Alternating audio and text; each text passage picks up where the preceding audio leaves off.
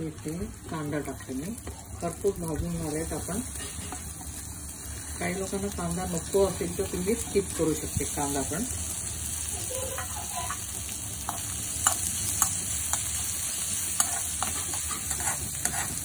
आणि काहींना तुपात फोडणी आवडते तर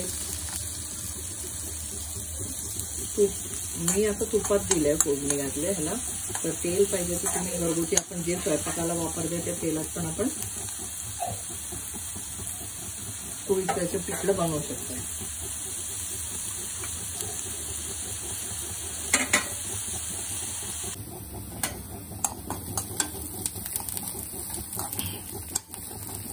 कांदा पण चांगला पैकी गुलाबी झाल्या, फ्राय झाल्या. आता ह्याला मी काही लोक कुळीत आता मीठ चवीनुसार जरा थोडासा मीठ टाकते.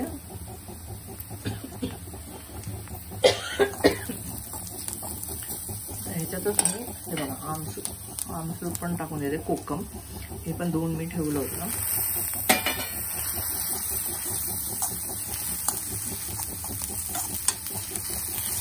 ह्याच्यात मी ते तुम्हाला मसाला गरम मसाला म्हणजे लाल तिखट घालून पण बनवू शकते, पण मी हिरवी मिरची टाकून बनवते. ह्याच्यात थोडंसं आपला हळद घालणार, थोडंसं मिरची हे कलर पाहिजे थोडंसं तुम्ही तिखट मीठ टाकले, हिरवी मिरची टाकले. तर ह्याला पाणी उकळी आणणार. आता आपण बेसनचं पिठलं बनवते तसंच प्रकारे कुळीथाचं पिठलं बनवते.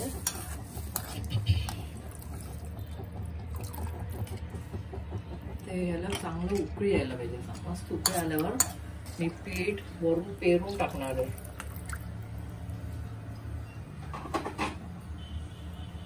ते बरोबर त्याच्या आता हे चांगलं उकळी येऊ द्या.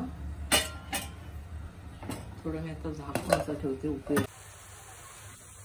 असं उकळी यायला पाहिजे. तेव्हा आता एक साईडने अशी टाकून गोठला नाही पाहिजे ना कुळीथाचं पीठ.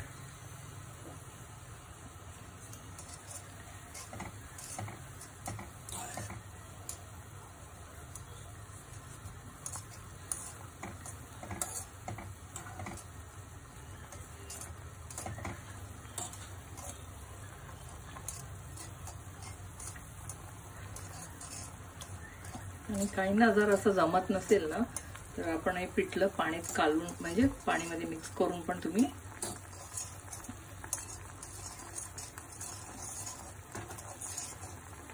तुम्हाला कसं कन्सिस्टन्सी पाहिजे, थिक पाहिजे, पातळ पाहिजे पिठलं, तसं तुम्ही पाणी ऍड करू शकता.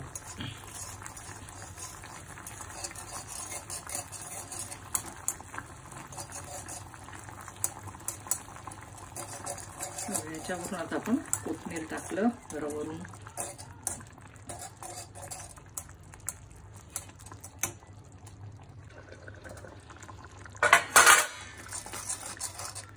बघा आपला कुळीथाचं पिठलं रेडी आहे.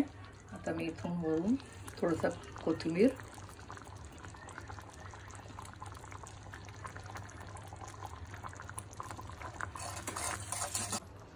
Welcome to Smita Nikam world. तर आज माझं स्पेशल डिश आहे. संडे स्पेशल आहे आज. नॉर्मली संडेला सगळं नॉनव्हेज होतात घरी.